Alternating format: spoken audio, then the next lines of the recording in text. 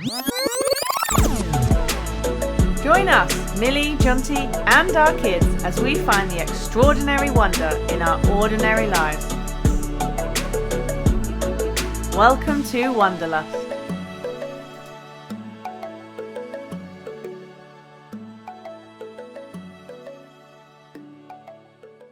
Hello and welcome to Wonderlust. Thank you so much for joining me today on a special episode on World War II. As a kid growing up in the UK, I learned so much about what was happening in Europe, but I had no idea that World War II was even happening over here in Asia. Recently, hearing stories from my grandfather and visiting different sites here in Singapore, I begin to understand that there was quite a lot of involvement here. And so today I'm going to share with you some stories from my grandfather, as well as bringing you to some of the key significant sites here in Singapore. I'm here at the former Ford factory where on the 15th of February in 1942, the British surrendered to the Japanese, marking the start of the Japanese occupation in Singapore. There's a museum here and I'm looking forward to finding out much more about what happened.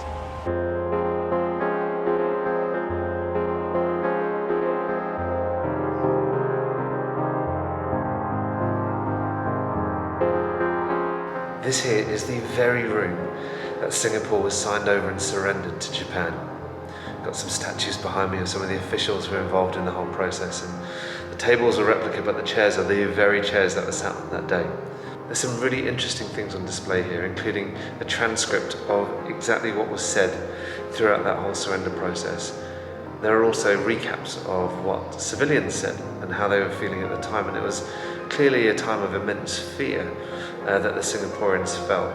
They must have felt safe under the British rule, and they were very, very concerned about what would happen under the hand of the Japanese.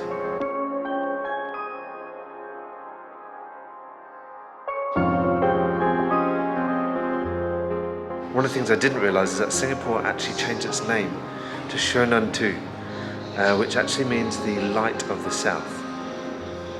Japanese as a language was encouraged to be spoken across Singapore.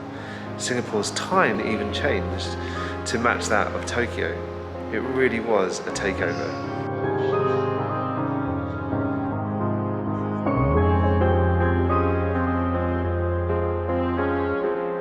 Behind me on this screen are some very moving accounts of people who are survivors of Sook Ching, which is the ethnic cleansing essentially of Chinese people who the Japanese believed were against the Japanese regime. We heard a story of someone who is a survivor of Sook Ching. People all around him, 500-600 people, he reports he could see were dead in the water. He just dived underwater in the sea and tried to hold his breath. The Japanese only reported 5,000 deaths as part of their Sook Ching, but the real numbers are more like 50 to 70,000. Primary schools had to introduce the Japanese language to their curriculum. My grandfather and my grandma, they actually managed to avoid this as they were already at a senior school age, 14, 15 years old, and so they didn't have to learn Japanese, although they remember moments where they were forced to speak it or to be able to understand some of it at least.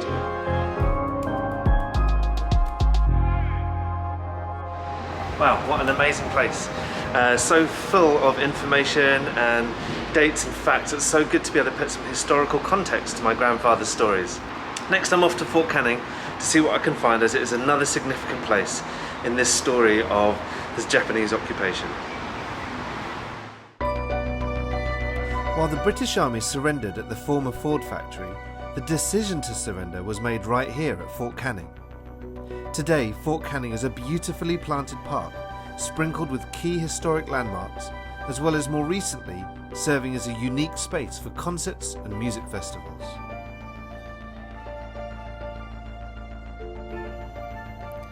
Among the many historical sites that stretch back many hundreds of years is the Battlebox. The former British Underground Command Centre was built in 1936, and if being nestled inside the hill wasn't protection enough, it was kitted out with 1 metre thick walls. Today, the Battlebox is home to Singapore's #1 museum, where displays preserve a significant moment in history, for here is the very spot that the decision was made to surrender to the Japanese in 1942. Just 3 days later, the Japanese began their purge, Sook Ching, And my grandpa had quite a story to tell about the day he went for his screening. Hi, how are you? I was born in 1928. At the age of about 14, I think, the Japanese occupied Singapore. So the first 3 days, the Japanese martial law, that time not a civil law, it was a martial law, got all the men and the boys to assemble in an open field. Where was this? That was in Tiong Po Road. Now it's Tiong Po Road, yes.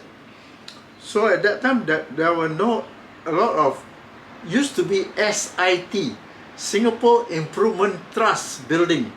Now it's HDB, yes. So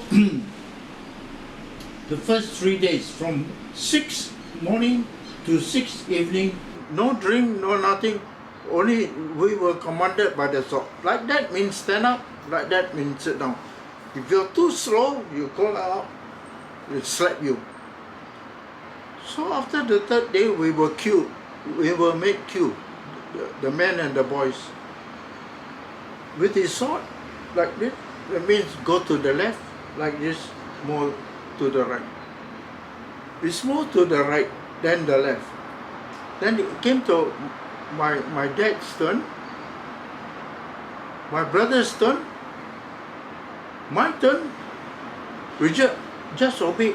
We don't know the reason.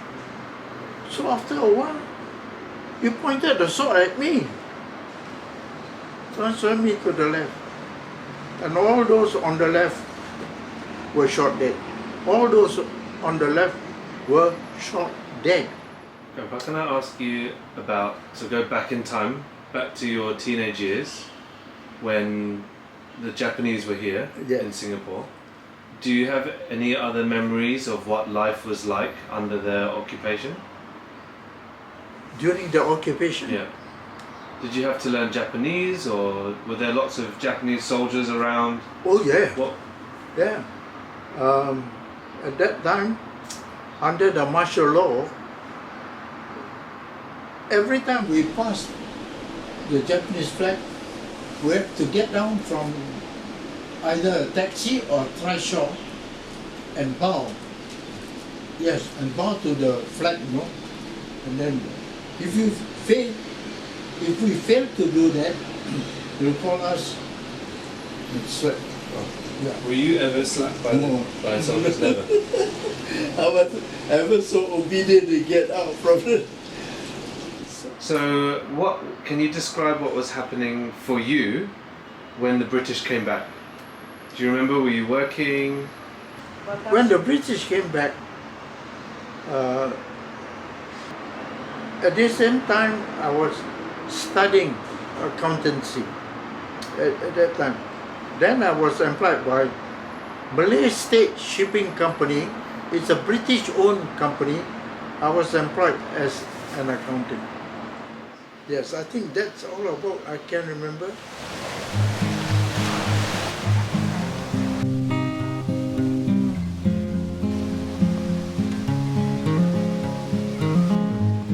I made my way to the site of the Changi Beach Massacre that took place on the 20th of February 1942. Despite the blustery weather, the place was a stark contrast to the sombre and mellow atmosphere of the beaches in Normandy and France, which also witnessed the tragedies of lost lives during World War II. I'm really struck by the normality of life here. I mean, there's people in the water playing, there's picnics being had by families and windsurfers on the water as well. And while I think it's great that there's life here, I think it's really important to be able to look back at history, to be able to discover and to be able to learn. And I've loved my day today, and I hope you've enjoyed it too. We'll see you soon.